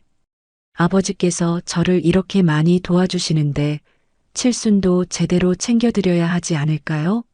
그리고 우리 결혼 20주년도 같이 기념하면 좋겠고요. 선영은 뭔가 불안한 표정이었어요. 하지만 거절할 이유를 찾지 못했습니다. 하지만 여보 상태가 이런데 잔치 준비가 힘들지 않을까요? 괜찮아요. 서연이도 도와줄 거고 친척들한테도 부탁하면 돼요. 동네 분들도 오시게 하고요. 준호는 일부러 많은 사람들을 초대하겠다고 했어요. 엄마, 좋은 생각이에요. 서연이가 방에서 나와 박수를 쳤습니다. 할아버지가 얼마나 기뻐하실까요? 그렇지? 서연이도 아빠 생각과 같구나. 준호가 딸의 머리를 쓰다듬었어요. 오전에 만호가 찾아왔을 때 준호는 잔치 계획을 말했습니다. 아버지, 칠순과 결혼 20주년을 같이 기념하는 잔치를 열려고 해요. 잔치라니. 갑자기 왜 그런 생각을? 만호도 당황스러워했어요. 아버지께서 저희를 이렇게 많이 도와주시는데 제대로 감사의 마음을 표현하고 싶어서요. 하지만 내 상태가 괜찮아요. 친척들과 동네 분들 모시고 크게 해보려고요. 옆집 말순 할머니도 초대하고요. 말순 할머니 얘기가 나오자 만호와 선영이 서로 눈빛을 주고받았어요. 꼭 그렇게까지 해야 하나? 만호가 난색을 표했습니다. 네, 아버지. 이런 기회가 언제 또 있겠어요? 준호는 고집을 부렸어요. 아버님, 준호가 하자고 하는데 해야죠. 선영이 억지로 동의했지만 목소리가 어색했습니다. 점심 후 준호는 서연이를 불렀어요. 서연아, 아빠가 부탁할 일이 있어. 뭐든지 해드릴게요, 아빠. 잔치 준비를 도와줄 수 있겠니? 친척들한테 연락하고 동네 분들도 초대하고. 물론이죠. 할아버지가 얼마나 좋아하실까요? 서연은 신이 났어요. 하지만 준호에게는 다른 목적이 있었습니다. 그런데 서연아, 특별한 부탁이 하나 더 있어. 네. 아빠가 잔치에서 할아버지와 엄마에게 감사 인사를 하려고 하는데 영상으로 준비하고 싶어. 영상이요? 응. 그동안 아빠가 받은 도움들을 정리해서 보여드리고 싶어. 너도 도와줄 수 있지? 네. 멋진 영상 만들어 드릴게요. 서연은 아빠의 진짜 의도를 모른 채 기뻐했어요. 오후에 준호는 혼자 집에 있을 때 녹음기를 다시 확인했습니다. 어제 녹음된 대화가 선명하게 들렸어요. 그 바보는 자기가 뭘 찍는지도 모르겠지. 만호의 목소리였습니다. 평생 못 볼 텐데 뭘 걱정해요. 선영의 대답도 또렷했어요. 준호는 이 파일을 컴퓨터로 옮겼습니다. 서연이가 영상 편집을 도와준다고 했으니까요. 저녁에 가족들이 모였을 때 준호가 발표했어요. 다음 토요일에 잔치를 열겠습니다. 친척분들과 동네분들 모시고 크게요. 정말 할 거예요? 선영이 다시 한번 확인했어요. 네. 아버지 칠순이니까 제대로 해드려야죠. 할아버지 축하해요. 서연이가 할아버지를 안았습니다. 고맙다, 우리 서연이. 만호는 웃었지만 뭔가 불편한 기색이 역력했어요. 그런데 잔치 비용이 만만치 않을 텐데. 괜찮아요, 아버지. 제가 처리하겠습니다. 준호는 이미 계획을 다 세워놓았어요. 그날 밤 준호는 서연이를 방으로 불렀습니다. 서연아, 아빠가 영상에 넣을 자료들을 줄게. 어떤 자료요? 음성 파일이야. 아빠가 감사 인사를 녹음해놨어. 준호는 녹음기를 건넸어요. 물론 그 안에는 만호와 선영의 대화가 들어있었지만 서연이는 모르고 있었습니다. 이걸 영상에 넣어주면 될까? 네. 멋진 영상 만들어 드릴게요. 서연이는 컴퓨터를 켜고 영상 편집 프로그램을 실행했어요. 아빠, 어떤 사진들을 넣을까요? 가족 사진들, 그리고 할아버지 사진도 넣어줘. 알겠어요. 서연이가 열심히 영상을 만드는 동안 준호는 마음속으로 계획을 다시 점검했어요. 이틀 후 옆집 말순 할머니가 찾아왔습니다. 준호야, 잔치한다면서? 네, 할머니도 꼭 오세요. 그럼 당연히 가야지. 그런데 말이야. 할머니가 목소리를 낮췄어요. 동네에서 소문이 더 많이 돌고 있어. 무슨 소문이요? 내 아버지랑 내 아내 얘기 말이야. 어제도 시장에서 봤다는 사람이 있더라고. 정말요? 응. 이번엔 과일 가게 앞에서 봤다는데 너무 다정하게 얘기하고 있었다는 거야. 준호는 고개를 끄덕였어요. 할머니, 잔치 때 그 얘기도 해주실 수 있으세요? 뭐, 제가 모르는 일들이 있을 수 있잖아요. 할머니가 보신 것들을 사람들 앞에서 말씀해 주시면. 아, 그런 뜻이구나. 알겠어, 준호야. 말순 할머니는 준호의 손을 꼭 잡았어요. 할머니가 본 건 다 말해줄게. 토요일이 다가왔습니다. 준비는 모든 게 완료되었어요. 친척들과 동네 사람들 모두 초대장을 받았고 서연이는 영상도 완성했습니다. 아빠, 영상 다 됐어요. 고마워, 서연아. 정말 잘 만들었구나. 준호는 딸이 만든 영상을 미리 확인했어요. 만호와 선영의 대화가 완벽하게 들어가 있었습니다. 할아버지와 엄마가 얼마나 좋아하실까요? 서연이는 자신이 만든 영상이 어떤 결과를 가져올지 전혀 모르고 있었어요. 그래, 아마 깜짝 놀라실 거야. 준호는 의미심장하게 웃었습니다. 마침내 복수의 날이 코앞에 다가왔습니다. 토요일 오후 집안은 잔치 준비로 분주했습니다. 친척들과 이웃들이 하나둘씩 모여들기 시작했어요. 준호야, 오늘 정말 큰일 냈구나. 삼촌들과 고모들이 차례로 도착했습니다. 동네 사람들도 하나둘 찾아왔어요. 어머, 준호가 이런 큰 잔치를 다 준비했다고? 시각장애가 있는데도 이렇게 효성이 지극하네. 사람들의 칭찬이 이어졌지만 준호는 차분했어요. 오늘이 모든 것이 끝나는 날이니까요. 만호는 새 한복을 입고 나타났습니다. 칠순을 맞은 주인공답게 단정한 모습이었어요. 아버지, 정말 멋지세요. 서연이가 할아버지를 보며 박수쳤어요. 오늘 주인공은 할아버지시니까요. 선영도 새 옷을 입고 화장을 완벽하게 했습니다. 하지만 표정이 어딘지 불안해 보였어요. 이렇게 많은 사람들이 올 줄 몰랐네요. 많이 와야 의미가 있죠. 준호가 의미심장하게 대답했어요. 오후 5시 본격적인 잔치가 시작되었습니다. 음식들이 상에 차려지고 사람들이 둘러앉았어요. 자, 그럼 오늘의 주인공이신 아버지께서 인사 말씀 부탁드립니다. 준호가 만호를 앞으로 모셨어요. 아이고, 뭘 그렇게까지. 만호는 겸손해했지만 속으로는 기분이 좋았어요. 70평생을 살면서 이렇게 큰 잔치를 받아보는 건 처음입니다. 모두 우리 며느리 덕분이에요. 만호가 선영을 바라보며 말했어요. 며느리가 아들을 이렇게 잘 뒷바라지해줘서 고맙습니다. 사람들이 박수를 쳤어요. 하지만 옆집 말순 할머니는 뭔가 이상한 표정으로 바라봤습니다. 자, 이제 우리 준호가 감사 인사를 하겠습니다. 삼촌이 준호를 앞으로 불렀어요. 네, 감사합니다. 준호는 천천히 일어났어요. 그리고 서연이에게 신호를 보냈습니다. 오늘 이 자리에서 특별한 영상을 준비했습니다. 그동안 저를 도와주신 아버지와 아내에게 감사의 마음을 담아서요. 서연이가 프로젝터를 켰어요. 스크린에 가족 사진들이 나타나기 시작했습니다. 와, 준호가 이런 것까지 준비했네. 친척들이 감탄했어요. 처음에는 평범한 가족 사진들이 나왔어요. 결혼식 사진, 서연이 어릴 때 사진들. 정말 행복했던 시절들이군요. 만호가 웃으며 말했어요. 하지만 곧 분위기가 바뀌기 시작했습니다.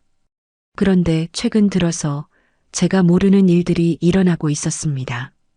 준호의 목소리가 차가워졌어요. 스크린에 녹음기 사진이 나타났습니다. 이건 뭐지? 사람들이 웅성거렸어요. 그때 스피커에서 목소리가 흘러나왔습니다. 내 남편은 서류에 도장만 찍게 해. 눈 못 뜨는 놈이 무슨 힘이 있겠어. 만호의 목소리였어요. 잔치 자리가 순식간에 조용해졌습니다. 시아버지라서 오히려 안전해요. 누구도 의심 안 해요. 이번에는 선영의 목소리가 들렸어요. 이게 무슨 소리야? 삼촌이 일어서며 소리쳤어요. 집 땅 문서는 언제 바꿀 건가? 이번 주 안에요. 준호한테 도장만 받으면 돼요. 그 바보는 자기가 뭘 찍는지도 모르겠지. 두 사람이 웃는 소리까지 또렷하게 들렸어요. 잔치 자리는 완전히 아수라장이 되었습니다. 이게 대체 무슨 일이야? 고모가 소리쳤어요. 아버지, 이게 정말 아버지 목소리예요? 큰딸이 만호를 추궁했어요. 만호는 얼굴이 새하얗게 질렸어요. 선영도 마찬가지였습니다. 평생 못 볼 텐데 뭘 걱정해요. 녹음은 계속 이어졌어요. 어머, 이거 며느리 목소리 아니야? 친척들이 선영을 바라봤어요. 그때 말순 할머니가 일어섰습니다. 내가 증언하마. 할머니의 큰 목소리가 잔치집을 울렸어요. 내가 내 두 눈으로 똑똑히 봤어. 시장에서 이 두 사람이 손잡고 다니는 걸. 할머니, 그게 정말이에요? 사람들이 웅성거렸어요. 정말이야. 커피도 같이 마시고 과일 가게 앞에서 다정하게 얘기하는 것도 봤어. 할머니의 증언이 이어지자 사람들의 분노가 폭발했어요. 이런 페륜아들이 시아버지와 며느리가 어떻게 욕설이 터져나오기 시작했어요. 만호는 무릎을 꿇고 앉았습니다.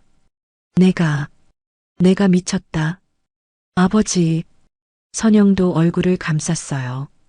이게 다 무슨 일이야? 우리 집안이 이게 뭐야? 친척들이 소리를 질렀어요. 그때 준호가 천천히 일어났습니다. 그리고 조용히 선글라스를 벗었어요. 나는 며칠 전부터 다 보고 있었다. 준호의 또렷한 눈동자가 사람들을 바라봤어요. 그리고 너희들의 추악한 짓을 다 봤다. 잔치 자리는 완전히 정적에 빠졌습니다. 아빠가 볼 수 있어요? 서연이가 놀라며 물었어요. 그래, 서연아. 아빠가 다 보고 있었어. 사람들이 모두 충격에 빠졌어요. 준호야, 언제부터? 삼촌이 물었어요. 며칠 전부터요 하지만 이 두 사람의 진짜 모습을 보기 위해 숨기고 있었어요. 준호는 만호와 선영을 차례로 바라봤어요. 아버지, 평생 존경했던 분이 이럴 줄은 몰랐어요. 만호는 고개를 들지 못했어요. 그리고 선영 씨, 당신도 마찬가지고요. 선영은 울음을 터뜨렸어요. 여보, 미안해. 정말 미안해. 하지만 이미 늦었어요.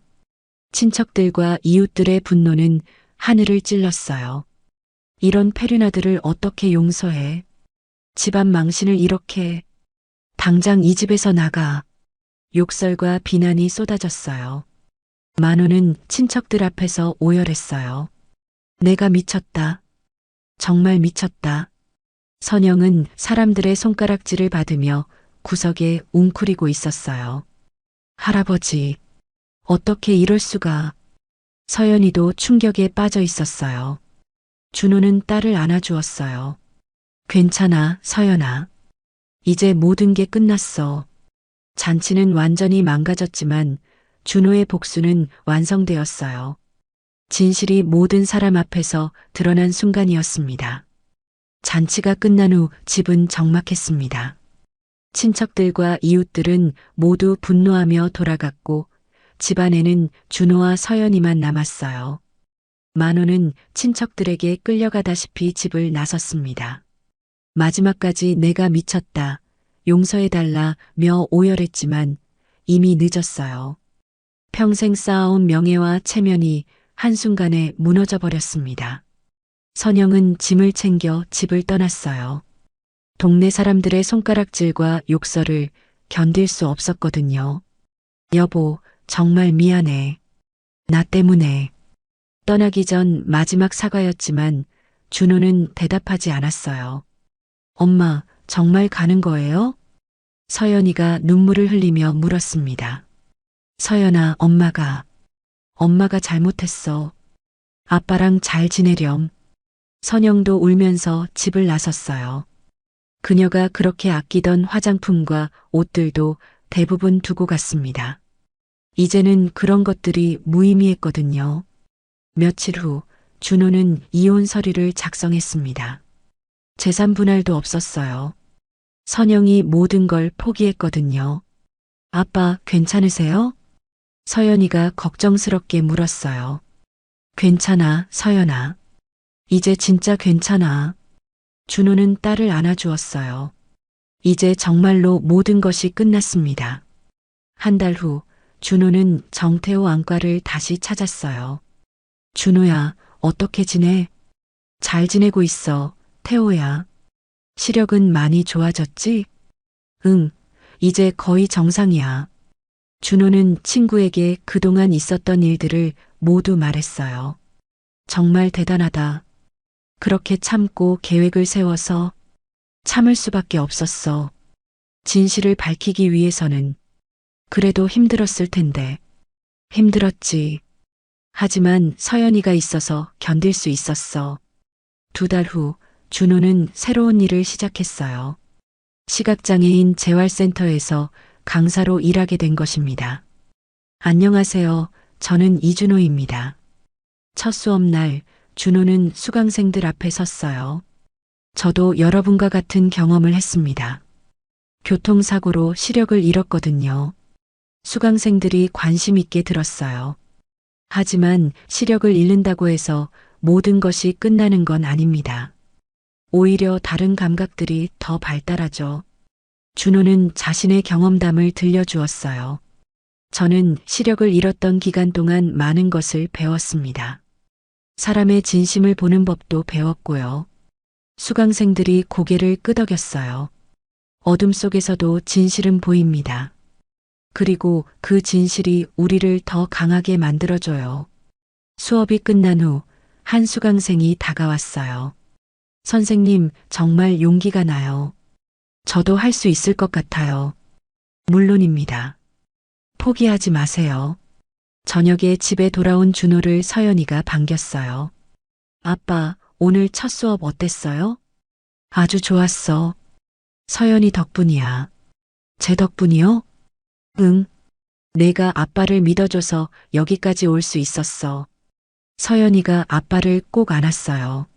아빠는 제 영웅이에요. 고마워, 서연아. 어느 토요일 오후 옆집 말순 할머니가 찾아왔어요. 준호야, 잘 지내니? 네, 할머니. 덕분에 잘 지내고 있어요. 그때 할머니가 한 말이 도움됐지?